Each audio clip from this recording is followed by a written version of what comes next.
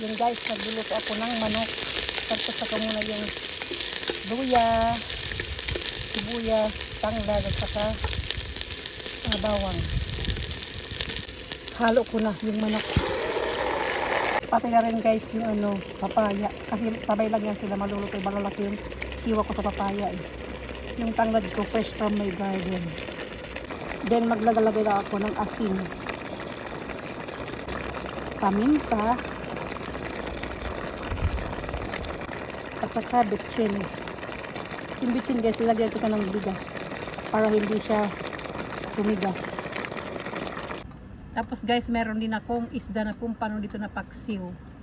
Yummy! O di ba madami akong ulam pang isang linggo para meron akong pang alternate na ulam. So ayun na guys, ano na siya, medyo naluluto-luto na siya ng konti. Nagtutubig talaga guys yung manok nila dito. Kahit hindi ako naglagay ng tubig niyan, nagtutubig talaga siya ng pusa.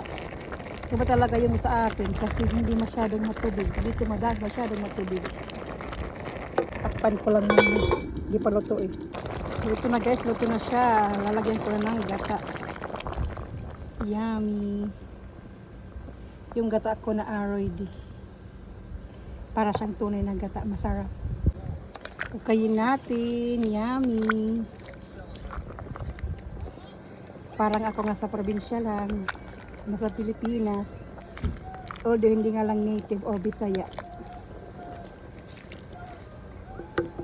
Kain po, luto na. Pakuluin ko lang ng konti yung gata. Tapos okay na to. Yummy! Kain po, luto na siya. So guys, kain tayo. Ito na ang aking ulam. Naluto na sila. Ang isda na pumpano.